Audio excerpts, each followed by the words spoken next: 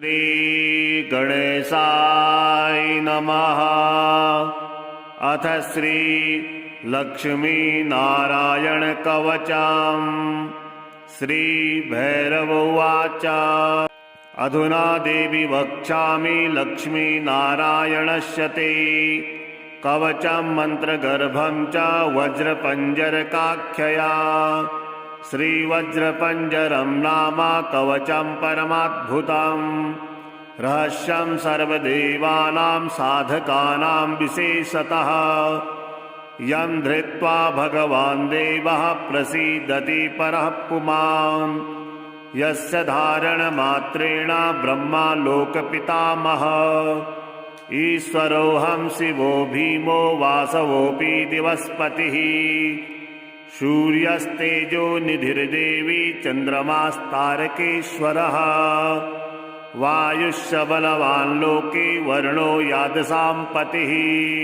कुबेरोऽपि धनाध्यक्षो धर्मराजो यमः स्मृतः यं धृत्वा सहसा विष्णुः संहरिष्यति दानवान्। जघान रावणादेश्च किं वक्ष्येऽहमतः परम्। कवचास्यास्य सुभगे कथितोऽयं मुनिः शिवः।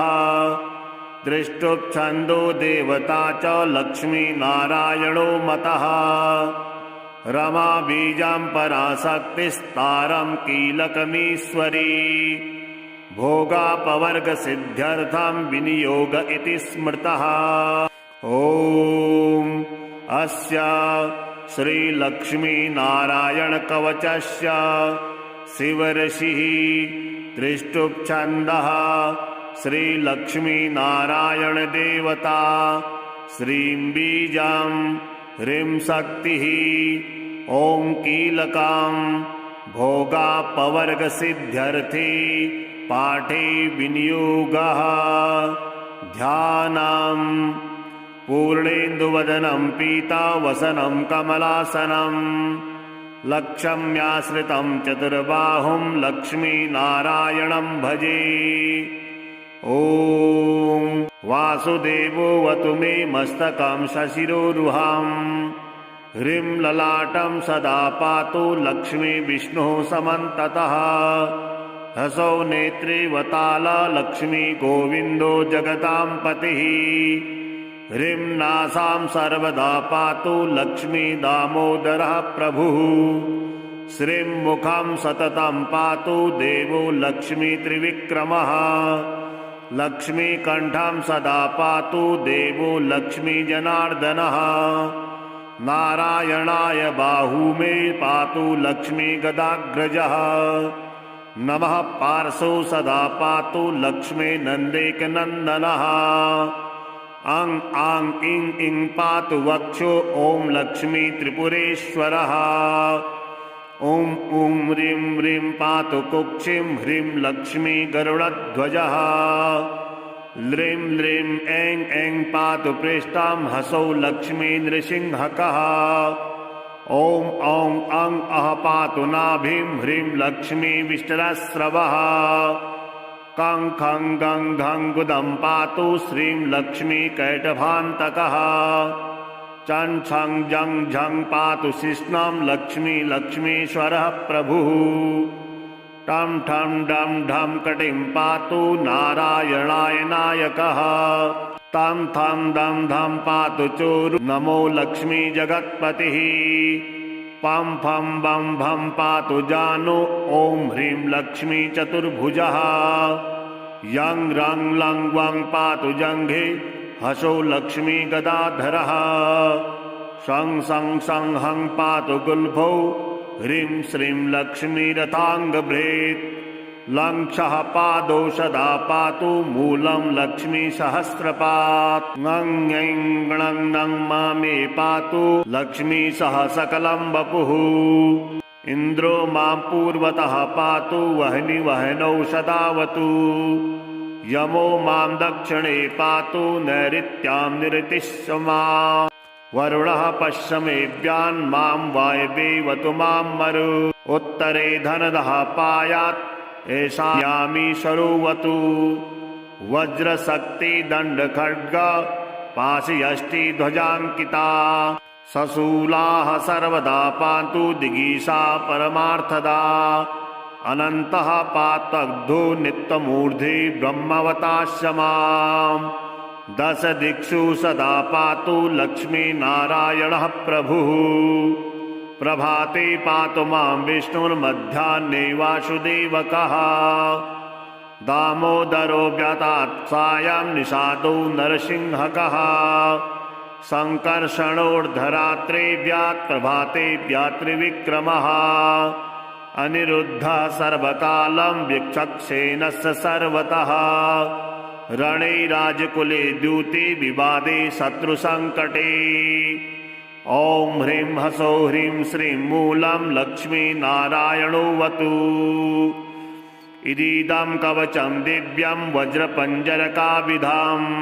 लक्ष्मीनारायणस्येष्टं चतुर्वर्गफलप्रदम् सर्वसौभाग्यनिलयं सर्वसारस्वतप्रदम् लक्ष्मीस्तवनं तत्त्वं परमार्थरसायनम् मन्त्रगर्भं जगत्सारं रहस्यं तितिवौकशाम् दशवारं पठेद्रात्रौ रतान्ते वैष्णवोत्तमः स्वप्ने वरप्रदं पश्ये लक्ष्मीनारायणं सुधीः त्रिसन्ध्यां यः पठे नित्यं कवचं मन्मखोद्दिताम् स याति परमं धाम वैष्णवं वैष्णवेश्वरः महाचीनपदस्थोऽपि यः पठेदात्मचिन्तकः आनन्दपूरितस्तूर्णं लभेत् मोक्षं च साधकः गन्धाष्टकेन विलक्षेत् द्रवौ भूर्जे जपन्मनुम्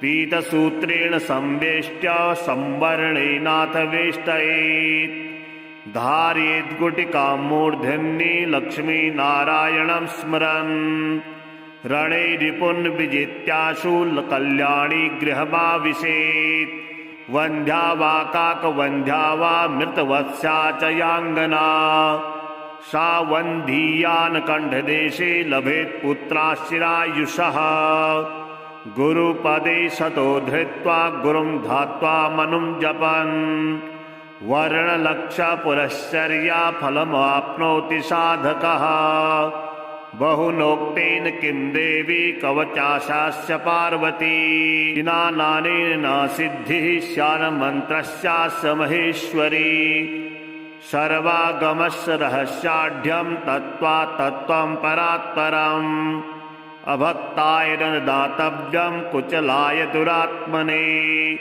दीक्षिताय कुलीनाय स्वशिष्याय महात्मने महाचीनपदस्थाय दातव्यं कवचोत्तमम् गुह्यं गोप्यं महादेवी लक्ष्मीनारायणप्रियम् वज्रपञ्जरकं वर्म गोपनीयं स्वयोनिव अधुना देवी वक्ष्यामि लक्ष्मीनारायणस्य ते कवचं मन्त्रगर्भं च वज्रपञ्जरकाख्यया श्रीवज्रपञ्जरं नाम कवचं परमाद्भुतम् रहस्यं सर्वदेवानां साधकानां विशेषतः यं धृत्वा भगवान् देवः प्रसीदति परः पुमान् यस्य धारणमात्रेण ब्रह्मा लोकपितामहः ईश्वरोऽहं शिवो भीमो वासवोऽपि दिवस्पतिः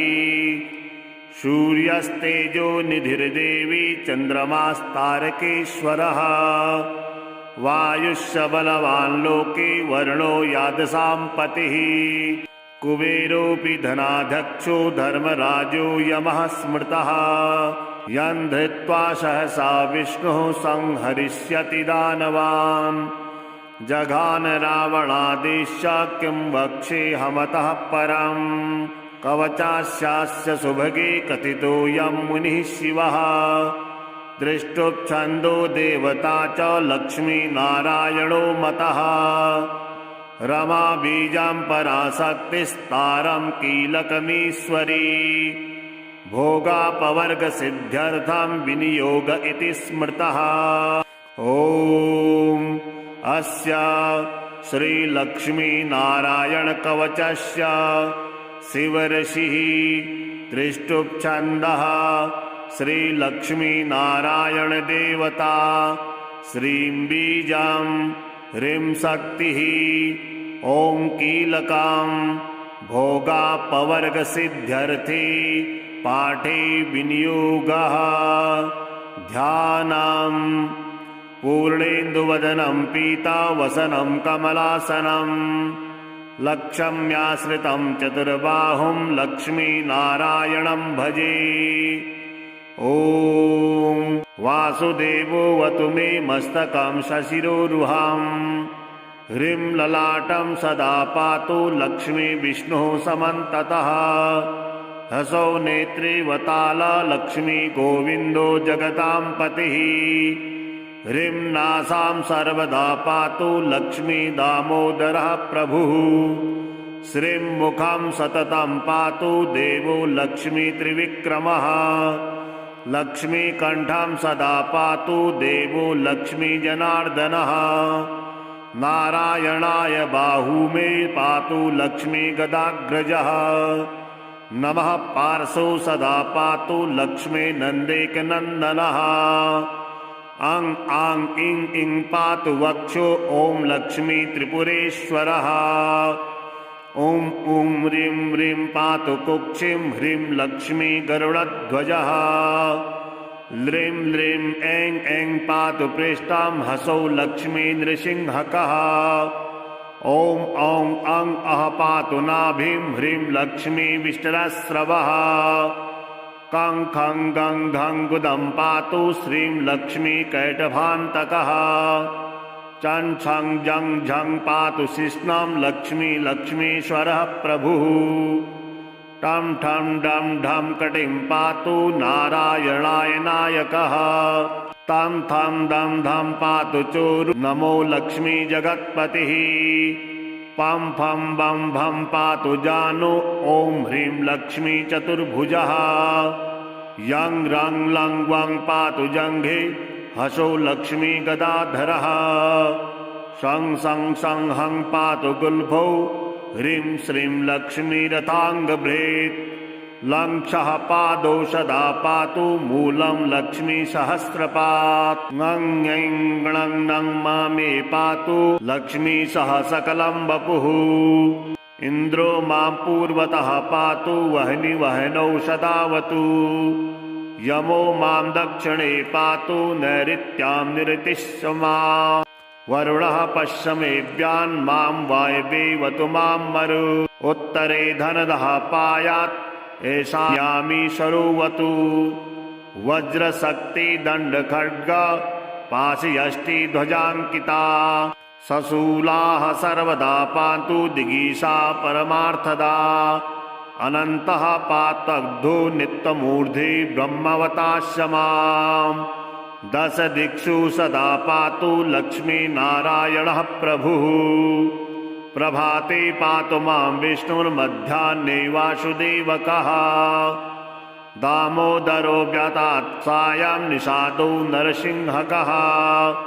संकर्षणोर्धरात्रे व्यात् प्रभाते व्यात्रिविक्रमः अनिरुद्धः सर्वकालं विचक्षेणस्य सर्वतः रणे राजकुले द्यूते विवादे शत्रुसङ्कटे ॐ ह्रीं हसौ ह्रीं श्रीं मूलं लक्ष्मी नारायणोऽवतु इदीदं कवचं दिव्यं वज्रपञ्जरकाविधाम् लक्ष्मी नारायणस्येष्टं चतुर्वर्गफलप्रदम् सर्वसौभाग्यनिलयं सर्वसारस्वतप्रदम् लक्ष्मीस्तवनं तत्त्वं परमार्थरसायनम् मन्त्रगर्भं जगत्सारं रहस्यं त्रिदिवौकशाम् दशवारं पठेद्रात्रौ ऋतान्ते वैष्णवोत्तमः स्वप्ने वरप्रदं पश्ये लक्ष्मीनारायणं सुधिः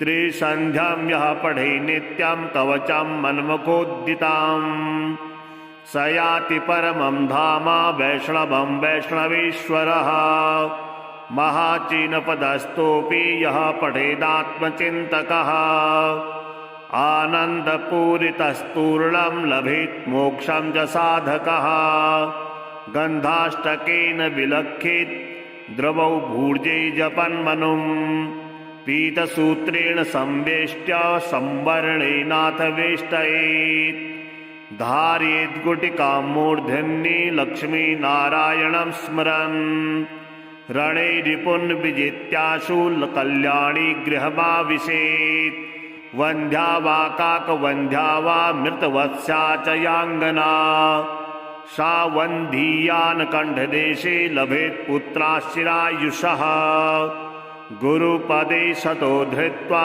गुरुं ध्यात्वा मनुं जपन् वर्णलक्षपुरश्चर्या फलमाप्नोति साधकः बहुनोक्तेन किं देवी कवचाशास्य पार्वती नानेन न सिद्धिः स्यान्मन्त्रस्यास्य महेश्वरी सर्वागमस्य रहस्याढ्यं तत्त्वा तत्त्वं परात्परम् अभक्ताय न दातव्यं कुचलाय दुरात्मने दीक्षिताय कुलीनाय स्वशिष्याय महात्मने महाचीनपदस्थाय दातव्यं कवचोत्तमं गुह्यं गोप्यं महादेवी लक्ष्मीनारायणप्रियं वज्रपञ्जरकं वर्म गोपनीयं स्वयोनिव अधुना देवी वक्ष्यामि लक्ष्मीनारायणस्य ते कवचं मन्त्रगर्भं च वज्रपञ्जरकाख्यया श्रीवज्रपञ्जरं नाम कवचं परमाद्भुतं रहस्यं सर्वदेवानां साधकानां विशेषतः यं धृत्वा भगवान् देवः प्रसीदति परः पुमान् यस्य धारणमात्रेण ब्रह्मा लोकपितामहः ईश्वरोऽहं शिवो भीमो वासवोऽपि दिवस्पतिः सूर्यस्तेजो निधिर्देवी चन्द्रमास्तारकेश्वरः वायुश्च बलवान् लोके वर्णो यादसां पतिः कुबेरोऽपि धनाध्यक्षो धर्मराजो यमः स्मृतः यं धृत्वा सहसा विष्णुः संहरिष्यति दानवान् जघान रावणादेश्य किं वक्ष्येऽहमतः परम्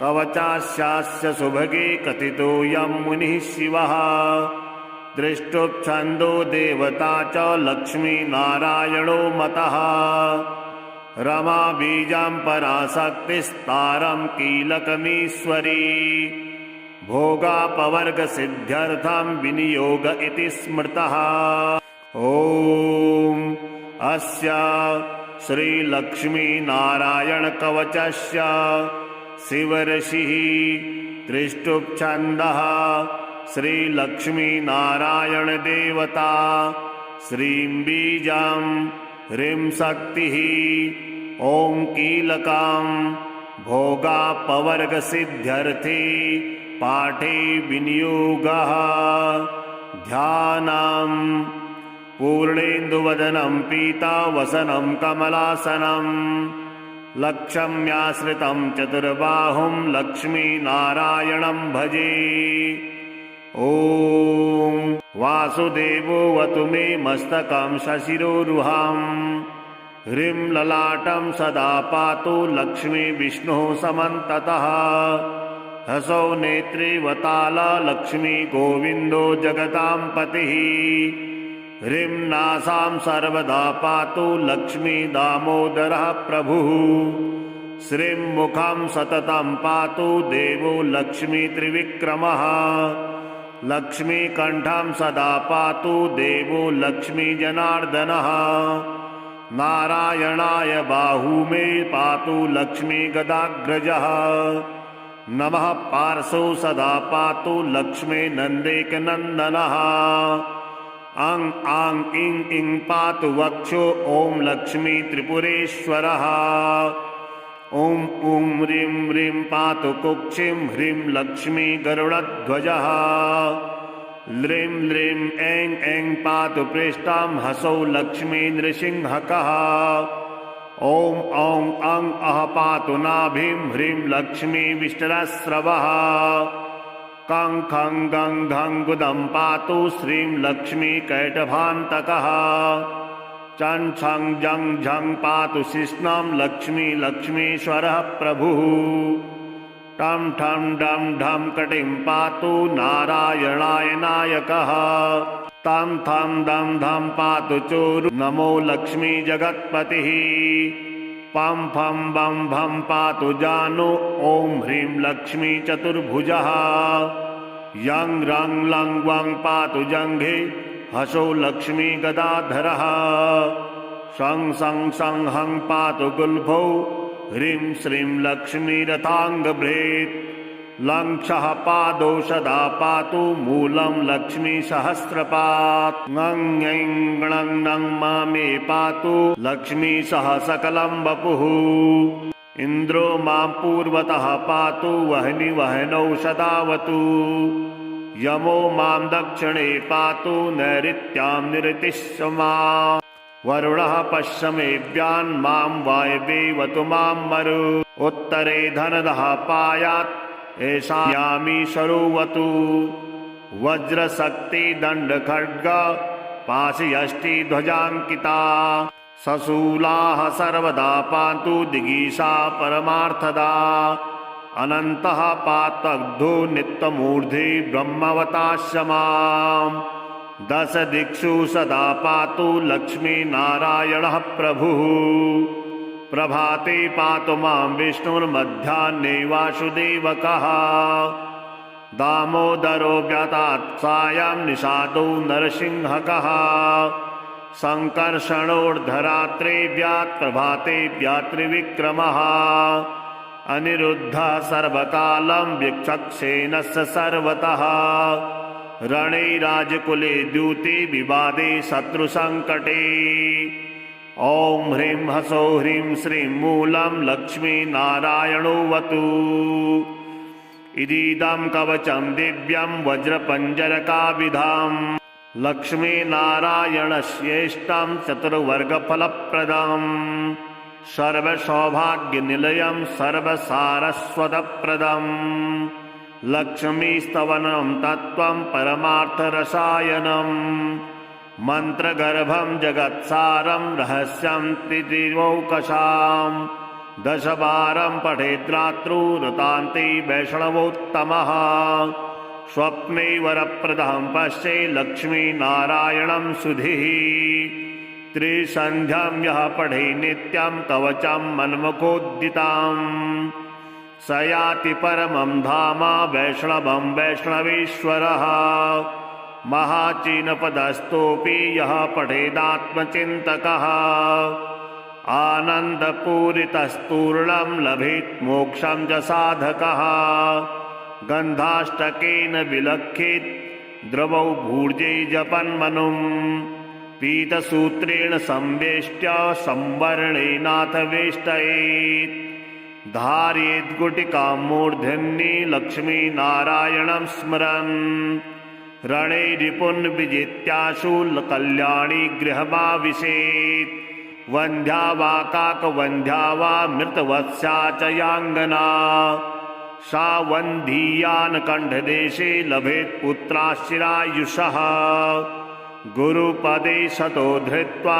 गुरुं ध्यात्वा मनुं जपन् वर्णलक्षपुरश्चर्या फलमाप्नोति साधकः बहुनोक्तेन किं देवी कवचाशास्य पार्वती नानेन न सिद्धिः स्यान्मन्त्रस्यास्य महेश्वरी सर्वागमस्य रहस्याढ्यं तत्त्वा तत्त्वं परात्परम् अभक्ताय न दातव्यं कुचलाय दुरात्मने दीक्षिताय कुलीनाय स्वशिष्याय महात्मने महाचीनपदस्थाय दातव्यं कवचोत्तमम् गुह्यं गोप्यं महादेवी लक्ष्मी नारायणप्रियम् वज्रपञ्जरकं वर्म गोपनीयं स्वयोनिव अधुना देवी वक्ष्यामि लक्ष्मी नारायणस्य ते कवचं मन्त्रगर्भं च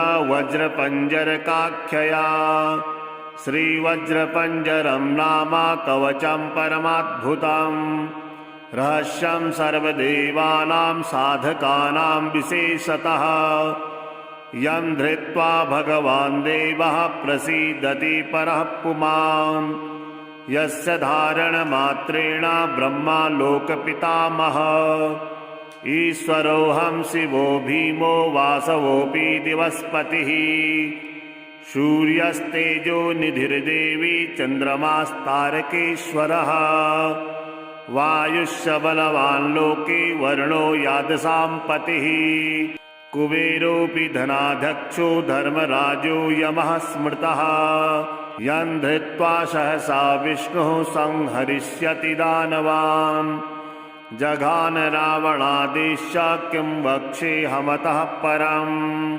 कवचास्यास्य सुभगे कथितो यं मुनिः शिवः दृष्टुप्छन्दो देवता च लक्ष्मीनारायणो मतः रमा बीजां पराशक्तिस्तारं कीलकमीश्वरी भोगापवर्गसिद्ध्यर्थं विनियोग इति स्मृतः ॐ अस्य श्रीलक्ष्मीनारायणकवचस्य शिवऋषिः दृष्टुप्छन्दः श्रीलक्ष्मीनारायणदेवता श्रीं बीजां ह्रीं शक्तिः ॐ कीलकां भोगापवर्गसिद्ध्यर्थे पाठे विनियोगः ध्यानं पूर्णेन्दुवदनं पीतावसनं कमलासनं लक्ष्म्याश्रितं चतुर्बाहुं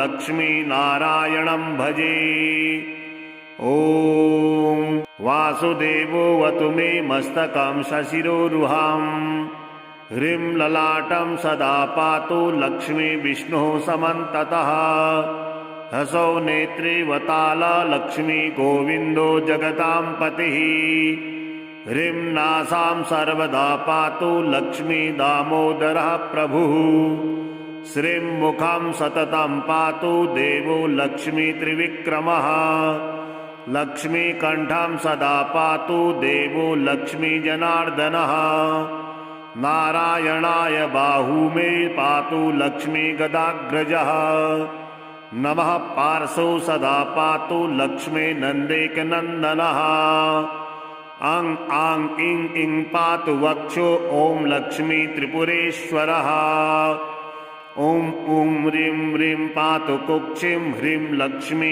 गरुडध्वजः ल्रीं ल्रीं ऐं ऐं पातु पृष्ठां हसौ लक्ष्मी नृसिंहकः ॐ ॐ अं अः पातु नाभिं ह्रीं लक्ष्मी विष्टरस्रवः कं खं गं घं गुदं पातु श्रीं लक्ष्मी कैटभान्तकः चं छं जं झं पातु शिश्नां लक्ष्मी लक्ष्मीश्वरः प्रभुः टं ठं डं ढं कटिं पातु नारायणाय नायकः तं थं दं धं पातु चोरु नमो लक्ष्मी जगत्पतिः पं फं बं भं पातु जानु ॐ ह्रीं लक्ष्मी चतुर्भुजः यं रं लं वं पातु जङ्घे हसौ लक्ष्मी गदाधरः शं सं सं हं पातु गुल्फौ ह्रीं श्रीं लक्ष्मी रथाङ्गभृत् लं क्षः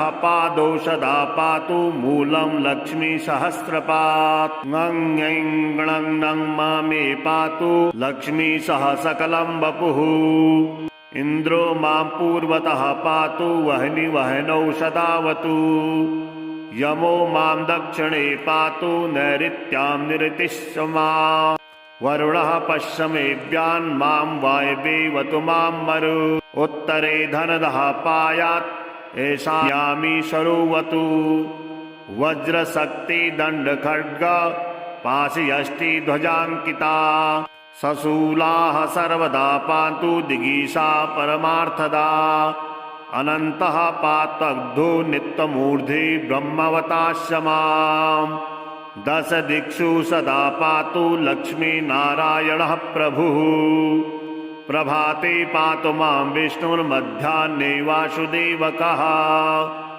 दामोदरो व्यातात् सायं निषादो नरसिंहकः संकर्षणोर्धरात्रेभ्यात् प्रभातेभ्यात् त्रिविक्रमः अनिरुद्धः सर्वकालं विचक्षेणस्य सर्वतः रणे राजकुले द्यूते विवादे शत्रुसङ्कटे ॐ ह्रीं ह्सौः ह्रीं श्रीं मूलं लक्ष्मीनारायणोऽवतु इदीदं कवचं दिव्यं वज्रपञ्जरकाभिधाम् लक्ष्मीनारायणस्येष्टं चतुर्वर्गफलप्रदम् सर्वसौभाग्यनिलयं सर्वसारस्वतप्रदम् लक्ष्मीस्तवनं तत्त्वं परमार्थरसायनम् मन्त्रगर्भं जगत्सारं रहस्यं त्रिदिवौकशाम् दशवारं पठेद्रात्रौ रतान्ते वैष्णवोत्तमः स्वप्ने वरप्रदं पश्ये लक्ष्मीनारायणं सुधीः त्रिसन्ध्यां यः पठे नित्यं कवचं मन्मुखोद्दिताम् स याति परमं धाम वैष्णवं वैष्णवेश्वरः महाचीनपदस्थोऽपि यः पठेदात्मचिन्तकः आनन्दपूरितस्तूर्णं लभेत् मोक्षं च साधकः गन्धाष्टकेन विलक्षित द्रवौ भूर्जे जपन्मनुं पीतसूत्रेण संवेष्ट्य संवर्णेनाथ वेष्टयेत् धारयेत् गुटिकां मूर्धन्ये लक्ष्मीनारायणं स्मरन् रणे रिपुन् विजित्याशु कल्याणी गृहमाविशेत् वन्ध्या वा काकवन्ध्या वा मृतवत्स्या च याङ्गना सा वन्धीयान् कण्ठदेशे लभेत् पुत्राश्चिरायुषः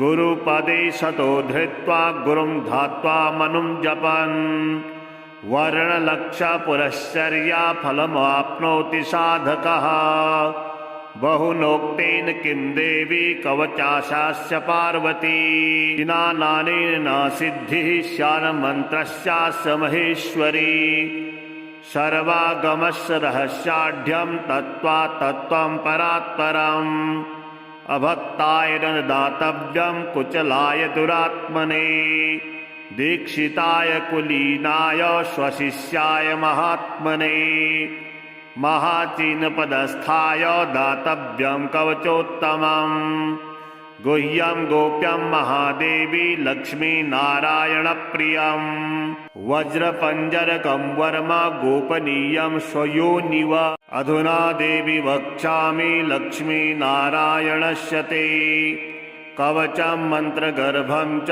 वज्रपञ्जरकाख्यया श्रीवज्रपञ्जरं नाम कवचं परमाद्भुतं रहस्यं सर्वदेवानां साधकानां विशेषतः यं धृत्वा भगवान् देवः प्रसीदति परः पुमान् यस्य धारणमात्रेण ब्रह्मा लोकपितामहः ईश्वरोऽहं शिवो भीमो वासवोऽपि दिवस्पतिः सूर्यस्तेजो निधिर्देवी चन्द्रमास्तारकेश्वरः वायुश्च बलवान् लोके वर्णो यादसां पतिः कुबेरोऽपि धनाध्यक्षो धर्मराजो यमः स्मृतः यं धृत्वा सहसा विष्णुः संहरिष्यति दानवान् जघान रावणादेश्च किं वक्ष्येऽहमतः परम् कवचास्यास्य सुभगे कथितोऽयं मुनिः शिवः दृष्टुप्छन्दो देवता च लक्ष्मीनारायणो मतः रमा बीजां पराशक्तिस्तारं कीलकमीश्वरी भोगापवर्गसिद्ध्यर्थं विनियोग इति स्मृतः ॐ अस्य श्रीलक्ष्मीनारायणकवचस्य शिवऋषिः दृष्टुप्छन्दः श्रीलक्ष्मीनारायणदेवता श्रीं बीजां ह्रीं शक्तिः ॐ कीलकां भोगापवर्गसिद्ध्यर्थे पाठे विनियोगः ध्यानम् पूर्णेन्दुवदनं पीतावसनं कमलासनं लक्ष्म्याश्रितं चतुर्बाहुं लक्ष्मीनारायणं भजे। ॐ वासुदेवोऽवतु मे मस्तकं सशिरोरुहाम्। ह्रीं ललाटं सदा पातु लक्ष्मी विष्णुः समन्ततः। हसौ नेत्रे वताला लक्ष्मी गोविन्दो जगतां पतिः। ह्रीं नासां सर्वदा पातु लक्ष्मी दामोदरः प्रभुः। श्रीं मुखं सततं पातु देवो लक्ष्मी त्रिविक्रमः। लक्ष्मीकण्ठं सदा पातु देवो लक्ष्मी जनार्दनः। नारायणाय बाहू मे पातु लक्ष्मी गदाग्रजः। नमः पार्श्वौ सदा पातु लक्ष्मी नन्देकनन्दनः। अं आं इं इं पातु वक्षो ॐ लक्ष्मी त्रिपुरेश्वरः। ॐ ॐ ह्रीं ह्रीं पातु कुक्षिं ह्रीं लक्ष्मी गरुडध्वजः। ल्रीं ल्रीं ऐं ऐं पातु पृष्ठां हसौ लक्ष्मी नृसिंहकः। ॐ औं अं अः पातु नाभिं ह्रीं लक्ष्मी विष्टरस्रवः। कं खं गं घं गुदं पातु श्रीं लक्ष्मी कैटभान्तकः। चं छं जं झं पातु शिश्नं लक्ष्मी लक्ष्मीश्वरः प्रभुः। टं ठं डं ढं कटिं पातु नारायणाय नायकः। तं थं दं धं पातु चोरु नमो लक्ष्मी जगत्पतिः। पं फं बं भं पातु जानु ॐ ह्रीं लक्ष्मी चतुर्भुजः। यं रं लं वं पातु जङ्घे हसौ लक्ष्मी गदाधरः। शं सं सं हं पातु गुल्फौ ह्रीं श्रीं लक्ष्मी रथाङ्गभृत्। लं क्षः पादौ सदा पातु मूलं लक्ष्मी सहस्रपात्। ङं ङं ङं ङं मा मे पातु लक्ष्मी सह सकलं वपुः। इन्द्रो मां पूर्वतः पातु वह्नि वह्नौ सदावतु। यमो मां दक्षिणे पातु नैऋत्यां निरतिश्च माम्। वरुणः पश्चिमेभ्यां मां वायवेवतु मां मरु। उत्तरे धनदः पायात् ऐशान्यामी सरोवतु। वज्रशक्ति दण्डखड्ग पाशयष्टि ध्वजाङ्किता। सशूलाः सर्वदा पान्तु दिगीषा परमार्थदा। अनन्तः पातग्धो नित्यमूर्धे ब्रह्मवतास्य माम्। दश दिक्षु सदा पातु लक्ष्मी नारायणः प्रभुः। प्रभाते पातु मां विष्णुर्मध्याह्ने वासुदेवकः। दामोदरो व्यातात् सायं निषादो नरसिंहकः। सङ्कर्षणोर्धरात्रे व्यात् प्रभाते व्यात्रिविक्रमः। अनिरुद्धः सर्वकालं वीक्षक्सेनस्य सर्वतः। रणे राजकुले द्यूते विवादे शत्रुसङ्कटे। ॐ ह्रीं हसौ ह्रीं श्रीं मूलं लक्ष्मी नारायणोऽवतु। इदीदं कवचं दिव्यं वज्रपञ्जरकाविधाम्। लक्ष्मीनारायणस्येष्टं चतुर्वर्गफलप्रदम्। सर्वसौभाग्यनिलयं सर्वसारस्वतप्रदम्। लक्ष्मीस्तवनं तत्त्वं परमार्थरसायनम्। मन्त्रगर्भं जगत्सारं रहस्यं त्रिदिवौकशाम्। दशवारं पठेद्रात्रौ रतान्ते वैष्णवोत्तमः। स्वप्ने वरप्रदं पश्ये लक्ष्मीनारायणं सुधीः। त्रिसन्ध्यां यः पठे नित्यं कवचं मन्मुखोद्दिताम्। स याति परमं धाम वैष्णवं वैष्णवेश्वरः। महाचीनपदस्थोऽपि यः पठेदात्मचिन्तकः। आनन्दपूरितस्तूर्णं लभेत् मोक्षं च साधकः। गन्धाष्टकेन विलक्षेत् द्रवौ भूर्जे जपन्मनुम्। पीतसूत्रेण संवेष्ट्य संवर्णेनाथ वेष्टयेत्। धारयेत् गुटिकां मूर्धन्ये लक्ष्मीनारायणं स्मरन्। रणे रिपुन् विजित्याशु कल्याणी गृहमाविशेत्।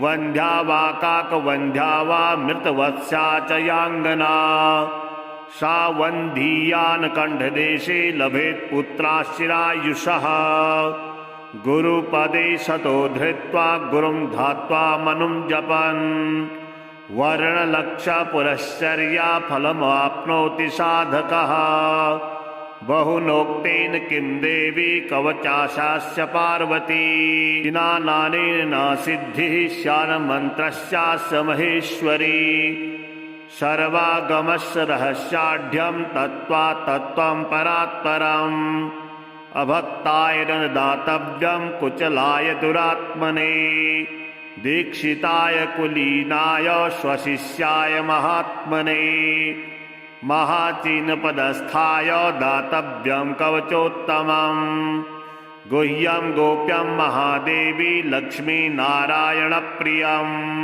वज्रपञ्जरकं वर्म गोपनीयं स्वयोनिव अधुना देवी वक्ष्यामि लक्ष्मी नारायणस्य ते कवचं मन्त्रगर्भं च वज्रपञ्जरकाख्यया श्रीवज्रपञ्जरं नाम कवचं परमाद्भुतं रहस्यं सर्वदेवानां साधकानां विशेषतः यं धृत्वा भगवान् देवः प्रसीदति परः पुमान् यस्य धारणमात्रेण ब्रह्मा लोकपितामहः ईश्वरोऽहं शिवो भीमो वासवोऽपि दिवस्पतिः सूर्यस्तेजो निधिर्देवी चन्द्रमास्तारकेश्वरः वायुश्च बलवान् लोके वर्णो यादसां पतिः कुबेरोऽपि धनाध्यक्षो धर्मराजो यमः स्मृतः यं धृत्वा सहसा विष्णुः संहरिष्यति दानवान् जघान रावणादेश्य किं वक्ष्येऽहमतः परम् कवचास्यास्य सुभगे कथितोऽयं मुनिः शिवः दृष्टुप्छन्दो देवता च लक्ष्मीनारायणो मतः रमा बीजां पराशक्तिस्तारं कीलकमीश्वरी भोगापवर्गसिद्ध्यर्थं विनियोग इति स्मृतः ॐ अस्य श्रीलक्ष्मीनारायणकवचस्य शिवऋषिः त्रिष्टुप्छन्दः श्रीलक्ष्मीनारायणदेवता श्रीं बीजं ह्रीं शक्तिः ॐ कीलकां भोगापवर्गसिद्ध्यर्थे पाठे विनियोगः ध्यानं पूर्णेन्दुवदनं पीतावसनं कमलासनं लक्ष्म्याश्रितं चतुर्बाहुं लक्ष्मीनारायणं भजे ॐ वासुदेवोऽवतु मे मस्तकं शशिरोरुहं ह्रीं ललाटं सदा पातु लक्ष्मी विष्णुः समन्ततः हसौ नेत्रे वताला लक्ष्मी गोविन्दो जगतां पतिः ह्रीं नासां सर्वदा पातु लक्ष्मी दामोदरः प्रभुः श्रीं मुखं सततं पातु देवो लक्ष्मी त्रिविक्रमः लक्ष्मीकण्ठं सदा पातु देवो लक्ष्मी जनार्दनः नारायणाय बाहू मे पातु लक्ष्मी गदाग्रजः नमः पार्श्वौ सदा पातु लक्ष्मी नन्देकनन्दनः आं आं इं इं पातु वक्षो ॐ लक्ष्मी त्रिपुरेश्वरः ॐ ॐ ह्रीं ह्रीं पातु कुक्षिं ह्रीं लक्ष्मी गरुडध्वजः ल्रीं ल्रीं ऐं ऐं पातु पृष्ठां हसौ लक्ष्मी नृसिंहकः ॐ ॐ अं अः पातु नाभिं ह्रीं लक्ष्मी विष्टरस्रवः कं खं गं घं गुदं पातु श्रीं लक्ष्मी कैटभान्तकः चं छं जं झं पातु शिश्नं लक्ष्मी लक्ष्मीश्वरः प्रभुः टं ठं डं ढं कटिं पातु नारायणाय नायकः तं थं दं धं पातु चोरु नमो लक्ष्मी जगत्पतिः पं फं बं भं पातु जानु ॐ ह्रीं लक्ष्मी चतुर्भुजः यं रं लं वं पातु जङ्घे हसौ लक्ष्मी गदाधरः शं सं सं हं पातु गुल्फौ ह्रीं श्रीं लक्ष्मीरथाङ्गभृत् लं क्षः पादौ सदा पातु मूलं लक्ष्मी सहस्रपात् ङं ङं गणं नं मा मे पातु लक्ष्मी सह सकलं वपुः इन्द्रो मां पूर्वतः पातु वह्नि वह्नौ सदावतु यमो मां दक्षिणे पातु नैऋत्यां निरतिश्च माम् वरुणः पश्चिमेव्यान् मां वायवेवतु मां मरु उत्तरे धनदः पायात् ऐशायामी सरोवतु वज्रशक्ति दंड खड्ग पाशयष्टि ध्वजांकिता सशूलाः सर्वदा पान्तु दिगीषा परमार्थदा अनन्तः पातग्धो नित्यमूर्धे ब्रह्मवताश्यमाम् दश दिक्षु सदा पातु लक्ष्मी नारायणः प्रभुः प्रभाते पातु मां विष्णुर्मध्याह्ने वासुदेवकः दामोदरो व्यातात् सायं निषादो नरसिंहकः संकर्षणोर्धरात्रे व्यात् प्रभाते व्यात्रिविक्रमः अनिरुद्धः सर्वकालं विचक्षेणस्य सर्वतः रणे राजकुले द्यूते विवादे शत्रुसंकटे ॐ ह्रीं ह्सौः ह्रीं श्रीं मूलं लक्ष्मी नारायणोऽवतु इदीदं कवचं दिव्यं वज्रपञ्जरकाविधाम् लक्ष्मी नारायणस्येष्टं चतुर्वर्गफलप्रदम् सर्वसौभाग्यनिलयं सर्वसारस्वतप्रदम् लक्ष्मीस्तवनं तत्त्वं परमार्थरसायनम् मन्त्रगर्भं जगत्सारं रहस्यं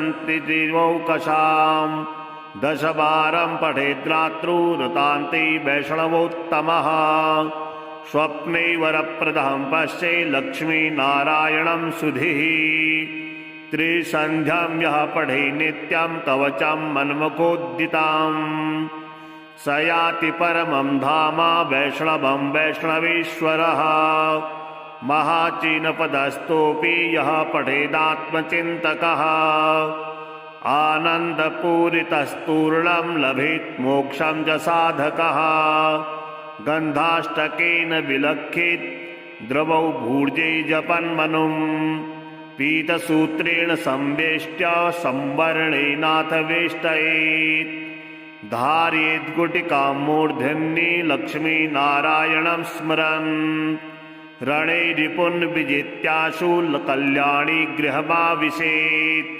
वन्ध्या वा काकवन्ध्या वा मृतवत्स्या च याङ्गना सा वन्धीयान् कण्ठदेशे लभेत् पुत्राश्चिरायुषः गुरुपदे शतो धृत्वा गुरुं ध्यात्वा मनुं जपन् वर्णलक्षपुरश्चर्या फलमाप्नोति साधकः बहुनोक्तेन किं देवी कवचाशास्य पार्वती नानेन न सिद्धिः स्यान्मन्त्रस्यास्य महेश्वरी सर्वागमस्य रहस्याढ्यं तत्त्वा तत्त्वं परात्परम् अभक्ताय न दातव्यं कुचलाय दुरात्मने दीक्षिताय कुलीनाय स्वशिष्याय महात्मने महाचीनपदस्थाय दातव्यं कवचोत्तमम् गुह्यं गोप्यं महादेवी लक्ष्मीनारायणप्रियम् वज्रपञ्जरकं वर्म गोपनीयं स्वयोनिव